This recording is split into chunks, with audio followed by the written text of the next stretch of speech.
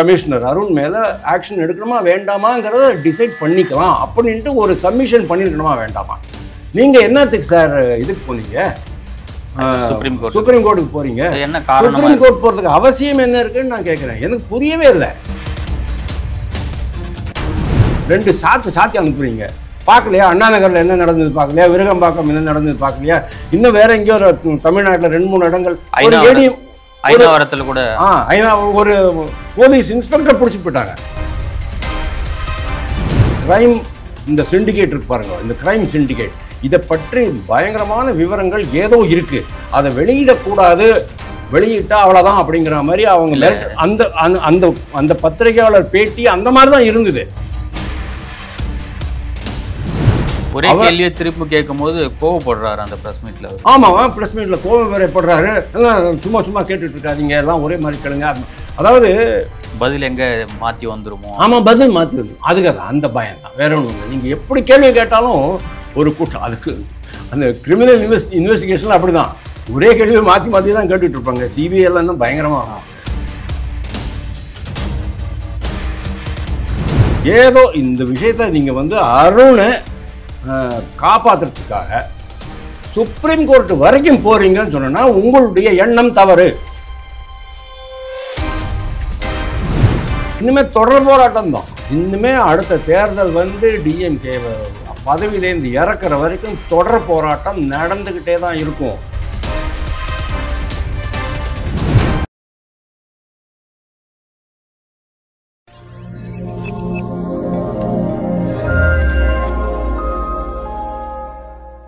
தாமரை TV நேயர்களுக்கு வணக்கம். இன்றைய நேர்காணலில் நம்முடன் இணைந்திருக்கும் சிறப்பு விருந்தினர் அரசியல் விமர்சகர் மற்றும் துக்ளக் வாசகர் திரு வாசுதேவன் அவர்கள். வணக்கம். வணக்கம். சென்னை அண்ணா யூனிவர்சிட்டி அந்த மாணவி பாலியல் வன்கொடுமை சம்பவத்தில் சென்னை உயர்நீதிமன்றம் ஒரு கருத்தை சொல்லியிருந்தாங்க. யாரை கேட்டு காவல் ஆணையர் அருண் அவர்கள் இந்த ப்ரெஸ் மீட்டை வச்சாரு, அவர் மீது தமிழக அரசாங்கம் நடவடிக்கை எடுக்கணும், ஒரு குற்றவாளி தான் இருக்காரு அப்படின்றதையும் ப்ரெஸ் மீட்டில் பதிவு பண்ணியிருந்தார். விசாரணையே முடிவடையில் எப்படி ஆணையர் அவர்கள் இந்த இறுதிக்கட்ட முடிவுக்கு வந்தார் அப்படின்ற கேள்விகள்லாம் எழுப்பியிருந்தாங்க. அவர் மேலே நடவடிக்கை எடுக்க சொல்லியிருந்தாங்க. இதை எதிர்த்து இப்போது தமிழக அரசாங்கம் உச்சநீதிமன்றத்துக்கு போயிருக்காங்க. இந்த விஷயத்தில் தமிழக அரசு உச்சநீதிமன்றத்துக்கு போகிறதுக்கு அவசியம் இல்லைங்கிறது தான் என்னுடைய கருத்து. நீதிபதிகள் 2 பேரும் சொன்னாங்க, இந்த மாதிரி எந்த ரூல் படி நீங்கள் பத்திரிகையாளர் பேட்டி நடத்துகிறீங்க அப்படின்னு கேட்டார். என்னை பொறுத்த வரைக்கும் பத்திரிகையாளர் பேட்டி நடத்தக்கூடாதுங்கிறது ரூல்ஸில் இல்லை, போலீஸ் ரூல்ஸில் கிடையாது, ஐபிஎஸ் ரூல்ஸில் கண்டிப்பாக கிடையாதுன்னு நான் நினைக்கிறேன். ஏன்னா ஒரு குற்றம் நடந்த உடனேயே அந்த குற்றத்தை பற்றி ஒரு சிறிய விளக்கம் மக்களுக்கு அளிக்க வேண்டும் அப்படிங்கிறது அரசு தரப்பு மட்டும் இல்லை, காவல்துறையினுடைய கடமையும் கூட அப்படிங்கிறது என்னுடைய வாதம். அப்படி இருக்கும்போது இவங்க கேட்டாங்கன்னு சொன்னால் நாங்கள் இதில் ஒரு தடை இல்லை அப்படின்ட்டு அவங்க சொல்லிடலாம்.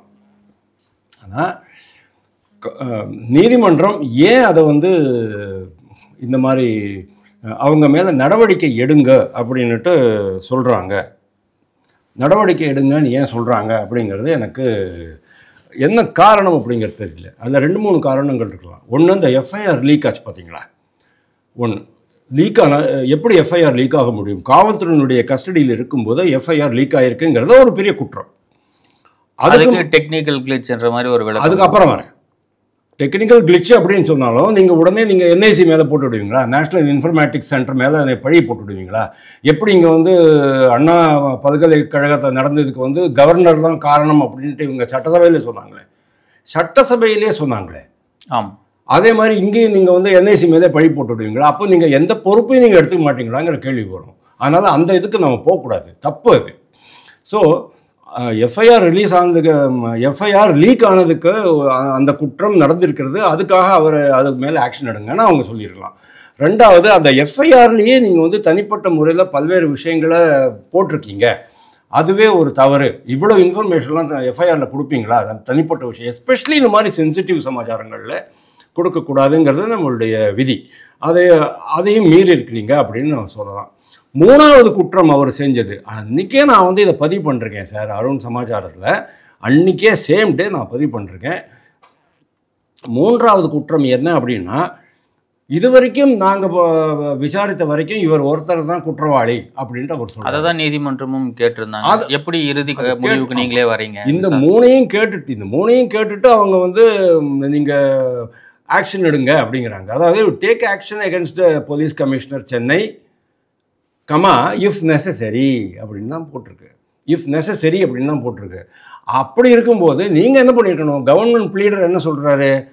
கவர்மெண்ட் ப்ளீடர் அங்கே போய்ட்டு சொல்கிறாரு, இந்த மாதிரி இந்த விஷயத்தில் அரசு கரெக்டாக ஆக்ஷன் எடுத்திருக்கு, நாங்கள் வந்து இது பண்ணியிருக்கோம், அரெஸ்ட் பண்ணியிருக்கோம் அப்படிங்கிறாங்க. நீங்கள் அரெஸ்ட் பண்ணிட்டீங்க அப்படிங்கிறதுனால உங்களுக்கு பாராட்டு பத்திரம் வழங்கணுமா அப்படிங்கிற மாதிரி அவங்க கேட்குறாங்க. அப்போ அதே கவர்மெண்ட் ப்ளீடர் அங்கே போய்ட்டு சொல்லியிருக்கலாமே, இந்த விஷயம் வந்து என்ஐசி கூட நாங்கள் தொடர்பில் இருக்கோம், என்ஐசிகிட்ட ஆல்ரெடி நாங்கள் சொல்லியிருக்கோம். ஏன்னா இந்த என்டையர் இன்டர்நெட் இந்த செட்டப் இருக்குது இல்லையா, அந்த செட்டப்பை இந்த வலைதளத்தை கண்ட்ரோல் பண்ணுறது என்ஐசி தான். NIC is a very huge thing. அவங்க வந்து இந்த போலீஸ் ரெக்கார்ட்ஸ் மட்டும் அவங்க இது பண்ணல. அதாவது ஐபிசி இது தளம், அதே மாதிரி இங்கே பிஎன்எஸ் தளம், இந்த 2 தளத்துக்கும் இடைப்பட்ட அது அங்கேருந்து இங்கே வர்றதுல ஏதோ சம் டிலே ஆகிட்டு இருக்கு. அந்த சமயத்தில் தான் இது லீக் ஆகிட்டு இருக்கு. இந்த இடத்துல எல்லாரும் எழுப்புற கேள்வி என்னன்னாக்கா, அருண் அவர்களுக்கு யார் அழுத்தம் கொடுத்தா? ஒரு குற்றவாளி தான் சொல்லுங்க அப்படின்றத விசாரணைக்கு உட்படுத்தணும். அன்னைக்கே அவர் பேசும்போது நீங்கள் பாருங்க, அருண் பேசும்போதே ஒரு மாதிரி கேஷுவலாக ஒரு ஒரு பொறுப்பற்ற முறையில் பேசுகிற மாதிரி தான் நம்மளுக்கு தெரியுது. அவர் முகத்திலேயோ அவருடைய பதில்கள்லையோ எந்த விதமான நேர்மையும் எனக்கு தெரியல. ரொம்ப கேஷுவலாக அவர் வந்து அப்ரோச் பண்ணி போகிற மாதிரி தான் தெரியுது. ஏன்னா விஷயம் ரொம்ப கம்பீரமான விஷயம். அதை நீங்கள் கம்பீரமாக நேர்மையாக தான் அணுகணும் அப்படிங்கிறது எல்லாருமே எதிர்பார்க்கறது ஒன்று தான். ஆனால் அவருடைய கேள்விகள் ரொம்ப கேஷுவலாக தான், அவருடைய பதில்கள் கேஷுவலாக இருந்தது அப்படிங்கிறது ரொம்ப ஆச்சரியமாக இருக்குது. இந்த விஷயத்தில் திருப்பியும் தான் சொன்னேன், கவர்மெண்ட் ப்ளீடர் கிளியராக அவங்கள்ட்ட சொல்லியிருக்கணும், சார் இது ஆல்ரெடி என்ஐசிக்கு போயிருக்கோம். அதே மாதிரி இந்த 14 பீப்புள், அந்த 14 பேர் இருக்காங்க இல்லையா, பார்த்தவங்க 14 பேர் மேலே நாங்கள் வந்து எஃப்ஐஆர் ஃபைல் பண்ணியிருக்கோம். அதாவது அடையாளம் தெரியாத நபர்கள், அனானிமஸ் அப்படிங்கிற மாதிரி தான் அவங்க வந்து ஃபைல் பண்ணிருப்பாங்க. ஏன்னா இன்னும் அடையாளம் காட்டப்படலை. நீங்கள் என்ன நினைக்கிறீங்க? இதெல்லாம் அடையாளம் கண்டுபிடிக்கிறதுக்கு அவ்வளோ ஈஸியாக, அவ்வளோ கஷ்டமாக என்ன சார்? வலைதளத்தில் ஃபேஸ்புக்லேயோ வாட்ஸ்அப்லேயோ எவனோ மெசேஜ் போட்டான், ஒரு கிழவி செருப்பு எடுத்து அடிக்கிற வீடியோ போட்டுட்டாங்கன்னு சொன்னால் கரெக்டாக வந்து அரெஸ்ட் பண்ணிட்டு போகிறீங்க. ஐபி அட்ரஸ் எல்லாம் வச்சு இன்டர்நெட்லேயோ எக்ஸ் தளத்துலேயோ அல்லது இன்ஸ்டாகிராம்லேயோ யாராவது அரசுக்கு எதிராக பதிவு போட்டுட்டாங்கன்னு சொன்னால் கரெக்டாக அந்த மொபைல் டவர் லொக்கேஷனை வச்சுக்கிட்டு கரெக்டாக வீட்டுக்குள்ளே வீடை தட்டி கதவை தட்டி வெளியே கூட்டிகிட்டு போய் அரெஸ்ட் பண்ணிட்டு போகிறீங்களே, அந்த அளவுக்கு நீங்கள் பண்ணது தெரியும்னா, இதில் 14 பேர் யார்? வெளியிலேருந்து யாருமே கிடையாது, உள்ளுக்குள்ளே தான் இருக்கணும். ஏன்னு கேட்டால் இது வந்து போலீஸினுடைய இதில் தான் இருக்குது. என்ஐசி வந்து தட் இஸ் வந்து software managing centre. Okay, central கவர்மெண்ட்னால உருவாக்கப்பட்ட ஒரு சென்டர். அதில் வந்து எக்கச்சக்கமான வலைதளங்கள் இருக்கும். அதாவது central government, state government, central government undertakings, state government undertakings, local bodies, மற்ற கவர்மெண்ட் டிபார்ட்மெண்ட்ஸு, நேஷ்னல் லெவலில் இது இருக்கு இல்லையா, என்சிபி நார்கோட்டிக்ஸ் பீரோ ஆகட்டும், இல்லைன்னா சிஆர்பிஎஃப் ஆகட்டும், இது மாதிரி பல்வேறு சமாச்சாரங்கள் இருக்கும். எல்லாருக்கும் சேர்ந்த ஒரு பொதுவான தளம் தான் அது. அவங்க மேலே நீங்கள் எப்படி சார் கம்ப்ளைண்ட் பண்ண முடியும்? அவங்க இதில் கிரைம் ஐபிசி சைட்லேருந்து உங்களுக்கு பிஎன்எஸ் சைட்டுக்கு மாற்றுறாங்க. மாற்றினதுக்கப்புறமா அது வந்து இவங்கள்ட்ட போலீஸ் கண்ட்ரோலில் தான் வரும். போலீஸ் கண்ட்ரோலில் வரும்போது போலீஸ்க்குள்ளே இருக்கிறவங்க தான் யாரோ இந்த சதி வேலையை, மோசடி வேலையை பண்ணியிருக்கணும் அப்படிங்கிறது எல்லாருக்குமே தெரிஞ்ச விஷயம். அப்படி இருக்கும்போது அவங்கள ஐடென்டிஃபை பண்ணாமல் விட்டதுக்கு காரணம் என்ன அப்படின்னு நான் கேட்குறேன். ஸோ அவங்க என்ன பண்ணியிருக்கணும், நாங்கள் ஆல்ரெடி இன்வெஸ்டிகேஷன் பண்ணிட்டு இருக்கோம். இந்த இன்வெஸ்டிகேஷன் ரிப்போர்ட் வந்த பிறகு நம்ம வந்து அருண் மேலே கமிஷனர் அருண் மேலே ஆக்ஷன் எடுக்கணுமா வேண்டாமாங்கிறத டிசைட் பண்ணிக்கலாம் அப்படின்ட்டு ஒரு சப்மிஷன் பண்ணியிருக்கணுமா வேண்டாமா? நீங்கள் என்னத்துக்கு சார் இதுக்கு போனீங்க, சுப்ரீம் கோர்ட்டுக்கு போகிறீங்க? சுப்ரீம் கோர்ட் போகிறதுக்கு அவசியம் என்ன இருக்குன்னு நான் கேட்குறேன். எனக்கு புரியவே இல்லை. சுப்ரீம் கோர்ட் இந்த விஷயத்தை இங்கே முடிச்சுக்கிங்களேன். சரி, அந்த ரிப்போர்ட் வந்துச்சு, இனி ப்ரிலிமினரி இன்வெஸ்டிகேஷன் ரிப்போர்ட்டு வருது. அருணுடைய தரப்புலேருந்து அருண் கண்ட்ரோலில் இருக்கிற சில விஷயங்களில் ஒரு லேப்ஸ் இருக்குதுங்கிறது ப்ரூவ் ஆச்சுன்னு சொன்னால் அருண் மேலே ஆக்ஷன் எடுங்க. ஏன் பயப்படுறீங்க? அருண் உங்களை பற்றி நிறைய அருண் தகவல் வச்சுட்டு இருக்கிறாரா? இல்லை அந்த 14 பேரும் வந்து டிஎம்கேக்காரங்களா? டிஎம்கே காரங்க சொன்னால் கோச்சிக்குவீங்க. டிஎம்கே அனுதாபிகள்னு சொல்லட்டுமா? டிஎம்கே அனுதாபிகள்னா அவங்களுக்கு வந்து பூரண சுதந்திரம் இருக்குதா? எங்கே வேணாலும் போங்க, எந்த குற்றங்கள் வேணாலும் பண்ணுங்க, போலீஸ் உங்களே அணுகாது, டிஎம்கே காரன் நாங்கள் இருக்கோம் பார்த்துக்குறோம் அப்படின்னு நீங்கள் சொல்கிறீங்களா? சார், முதல்வர் சட்டசபையில் பேசுகிறார் சார், அனுதாபி அப்படின்னு சொல்கிறார் சார். கேவலமா இல்லை? சட்டசபைக்கு மரபுக்கே ஒரு பெரிய களங்கமா சார் இருக்கு. எனக்கு இருக்கிறது தான் அவர் சொல்லியிருக்காங்கிறாங்கல்ல. சார் இருக்கிறதே சொல்ல, அது கூட நான் சொல்கிறேனே, அவர் வந்து டிஎம்கே அனுதாபியோ டிஎம்கே மெம்பரோ வி ஆர் நாட் பாதர்டு. ஆனால் டிஎம்கே குடும்பத்துக்கு மிகவும் நெருங்கியவர், மா சுப்பிரமணியமுக்கு மிகவும் நெருங்கியவர் அப்படிங்கிறது ப்ரூவ் ஆகிட்டு இருக்குது. இன்னும் மற்ற ப்ரூஃபும் வரும். எப்படி இப்போ வந்து பெரியார் அந்த மாதிரி சொல்லலை, ராமசாமி நாயக்கர் அந்த மாதிரி சொல்லலைன்னு சொல்லிட்டு இங்கே சொல்லிகிட்டு இருக்கீங்கல்ல, இப்போ ஒவ்வொன்றா ப்ரூஃப் கொடுத்துட்ருக்கிறாருல அண்ணாமலை மாதிரி ஆளுங்கள்லாம், அதே மாதிரி இதுக்கும் ப்ரூஃப் வரும். அதனால் அதுக்கு முன்னாலேயே நீங்கள் வந்து ப்ரியம்டிவ் திங்ஸ் இது எல்லாமே. அருண் அன்னைக்கு சொன்னது என்ன, ஒருத்தர் தான் அப்படின்னாரு. அதுக்கு தான் கோர்ட் உள்ள வந்து கேட்குது, அதை எப்படி நீங்கள் ஒருத்தர் சொல்கிறீங்க? நான் சொல்லட்டுமா? ஒரு காமன் மேனுடைய கண்ணோட்டத்தில் நான் சொல்கிறேன் சார். இந்த ஞானசேகரன் நாங்கள் போயிட்டு 7:30 மணிக்கு மேலே அந்த போயிட்டு இவங்களை ஃபாலோ பண்ணிட்டு போய் அந்த பையனை அடித்து அந்த பொண்ணை புதற்குள்ளே இழுத்துக்கிட்டு போயிட்டு வம்பு பண்ணிடுறான். அவனுக்கு இந்த விஷயம் தெரியும். அதுக்கப்புறமா அவன் தனியாக பண்ணதை, அவனுக்கு மற்ற தொடர்புகள் இருக்குது. இப்போ அவனுடைய வீட்டில் பல்வேறு வீடியோக்கள் அது இதெல்லாம் வந்து பிடிச்சி கைப்பற்றிருக்கிறாங்க. அதில் வந்து நிறைய விஷயங்கள் வெளியில் வரப்போகிறது. அப்போது இது ஒரு மிகப்பெரிய வலை. அதாவது பொள்ளாச்சி விவகாரம் ரொம்ப சின்னது, அதை விட பெரிய வலையாக இருக்குமோ அப்படிங்கிறது எனக்கு சந்தேகம் வருது. ஒரு எஸ்ஐடி அவங்க வீட்டில் அந்த பொருட்கள்லாம் கைப்பற்ற அன்னைக்கு ஊடகங்கள் ஒரு நியூஸ் வெளியிடுறாங்க. என்னன்னாக்க, மீண்டும் அந்த சாரை வந்து பெண்மணி உறுதிப்படுத்தியிருக்காங்கன்னாங்க. அடுத்த நாள் அந்த ஈவினிங்கே வந்து சங்கர் ஜிவால் அவர்கள் ஒரு ப்ரெஸ் ரிலீஸ் கொடுக்குறாரு. அது போல் எந்த ஒரு சம்பவம் உறுதி செய்யப்படவில்லை அப்படின்ற ஒரு விளக்கம் கொடுக்குறாரு. ஏற்றுக்கிற மாதிரி இருக்கா? விளக்கம் கொடுக்க வேண்டியது சங்கர் ஜிவால் அவர்களா எஸ்ஐடின்ற கேள்வி, அதுதான் கேள்வி. அப்படின்னா என்ன அர்த்தம்? எஸ்ஐடியை நீங்கள் வந்து ராங் டைரக்ஷனில் போக வைக்கிறீங்க.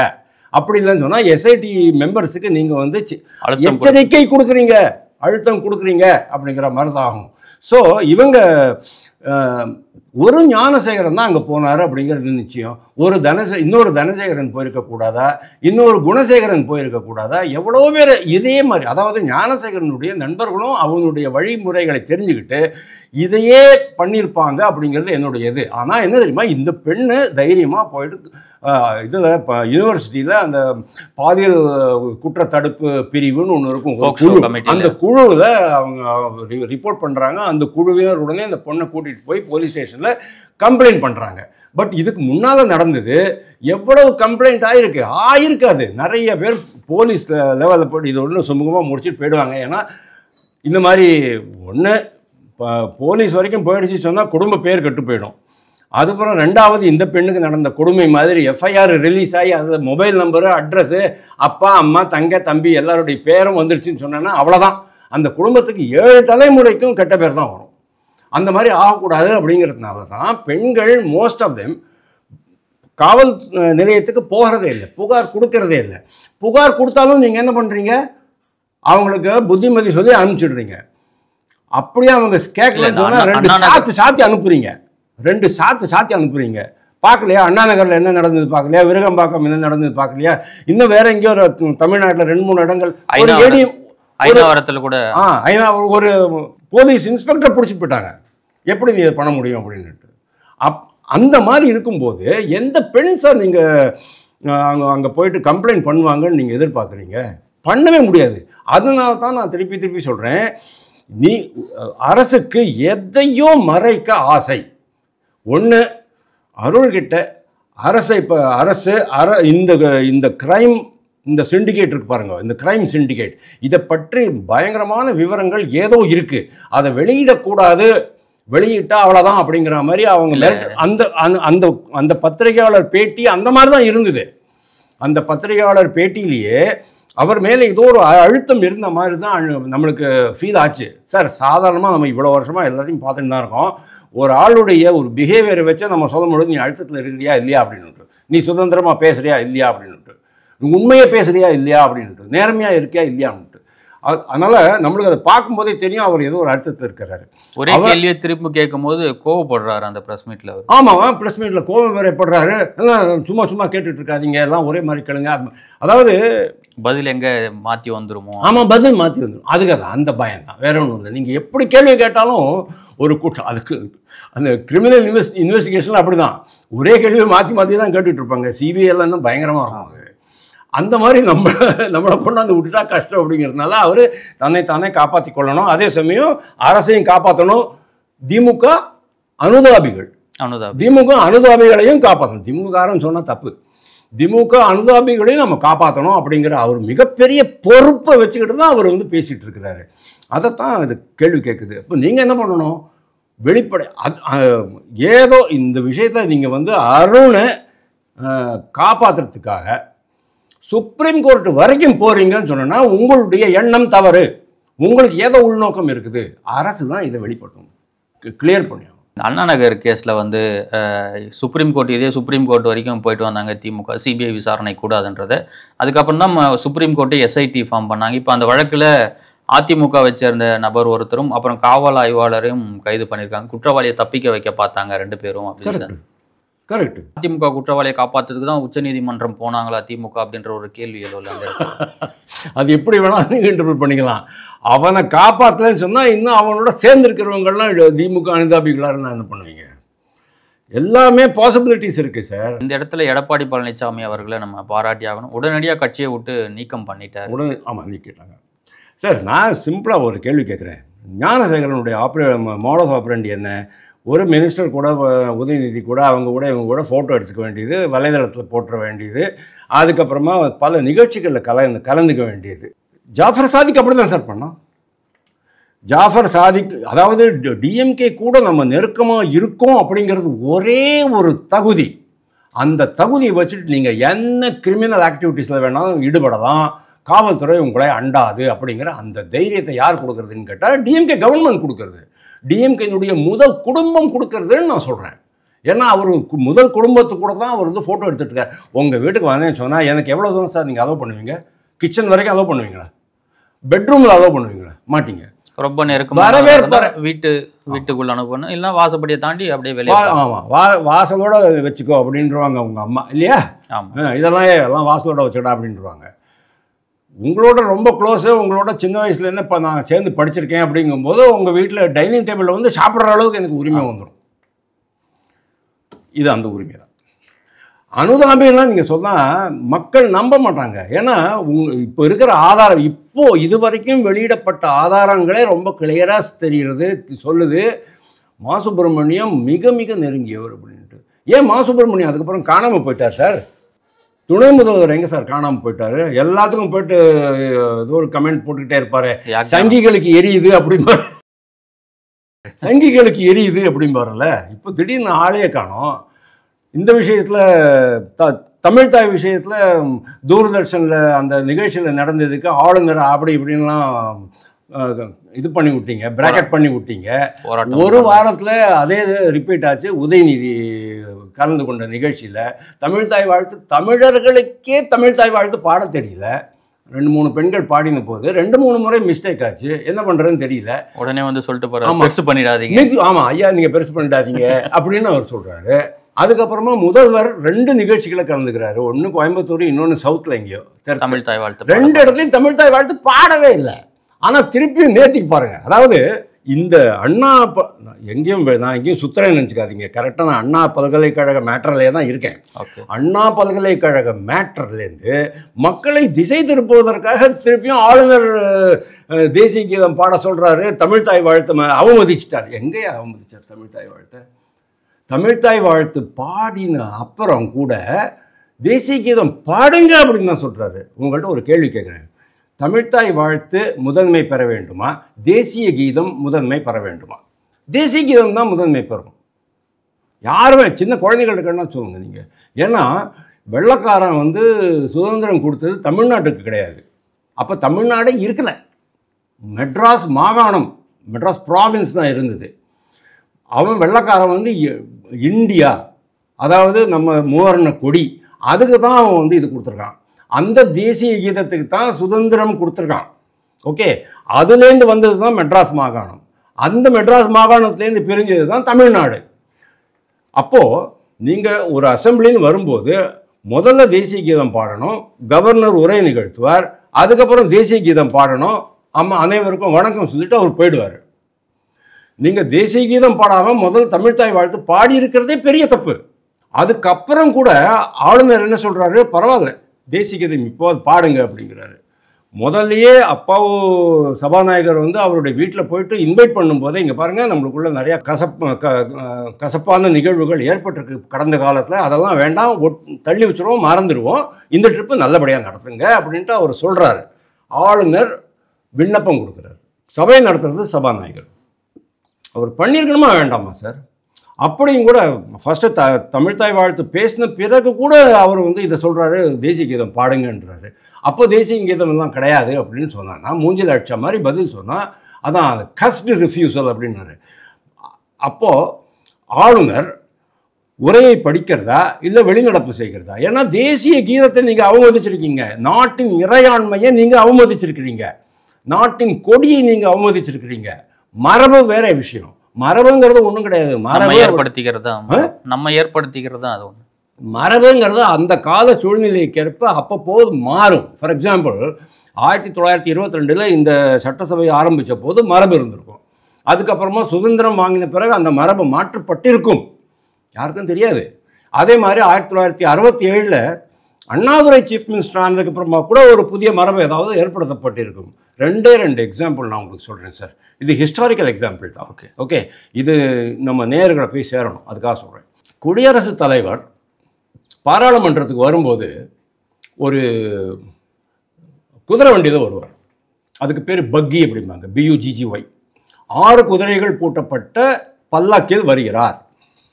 அது 250 வருஷமாக இங்கிலீஷ்காரங்காலத்துலேருந்து ஏற்பட்ட ஒரு பழக்கம், அது மரபு, அது ஒரு வழக்கம், அவ்வளோதான். அது சட்டம் கிட்டமெல்லாம் ஒன்றும் கிடையாது, ரூல் கிடையாது. அவங்க அதில் வருவாங்க.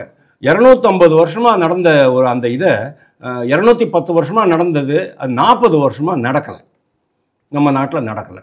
ஏன்னா அதுக்கப்புறமா புல்லட் ப்ரூஃப் லிமூசின்லாம் வர ஆரம்பிச்சு. லிமூசின் நீட்டமாக இருக்கும், புல்லட் ப்ரூஃப். ஏன்னா நம்மளுக்கு நவீன யுகத்துக்கு ஏற்ற மாதிரி அதுக்கு தக்க பாதுகாப்போடு இருக்கணும் அப்படிங்கிறதுனால. ஸோ திரௌபதி முர்மு குடியரசுத் தலைவர் ஆன பிறகு என்ன ஆயிட்டு, 2024 குடியரசு தின விழாவில் அந்த பேரணிக்கு அவர் வராரு. அவர் வரும்போது அந்த சேரியட் எடுத்துகிட்டு வர்றாரு, 6 குதிரைகள் பூட்டப்பட்ட வண்டியில் தான் உட்காந்துட்டு வராரு. அந்த மரபை திருப்பியும் அவர் ஆரம்பித்தார். இந்த மரபு எப்போ வேணாலும் இருக்கும், எப்போ வேணாலும் கைவிடப்படும், அது மாற்றப்படும் எப்படி வேணாலும். அதே மாதிரி நம்ம செங்கோல்,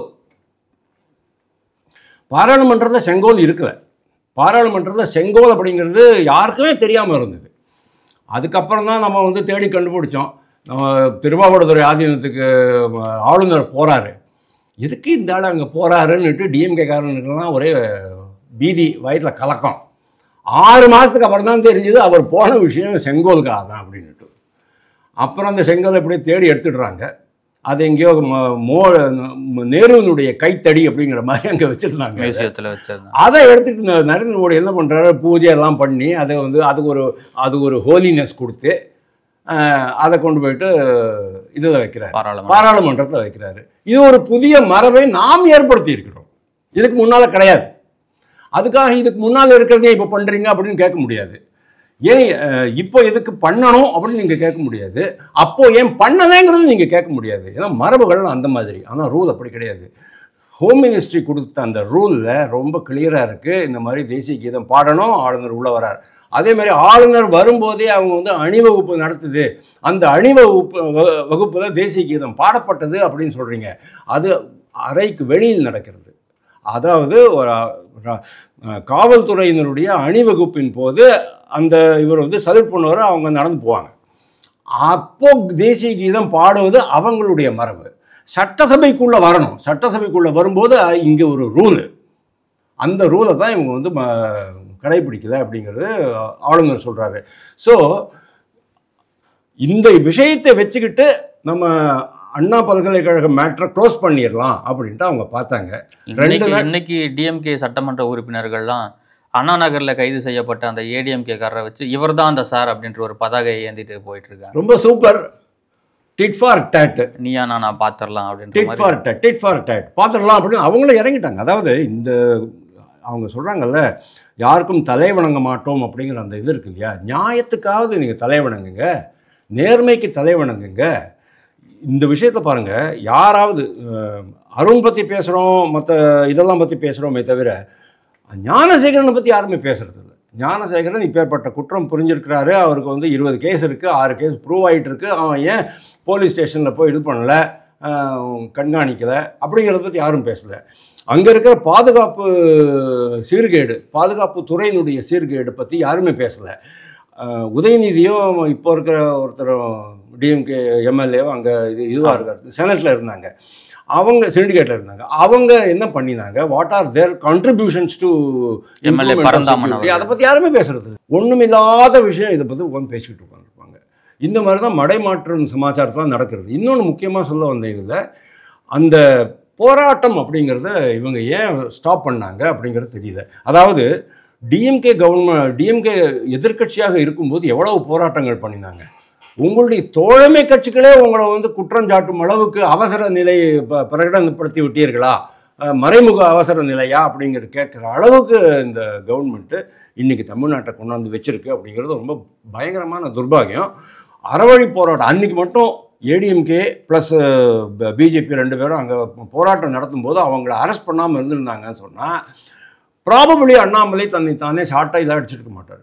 சாட்டையால் அடித்ததுனால என்ன ஆயிடுச்சு அப்படின்னு சொன்னால், இந்த அறவழி அப்படிங்கிறதுக்கு ஒரு ஸ்பெஷல் இதுவே கிடச்சி போச்சு.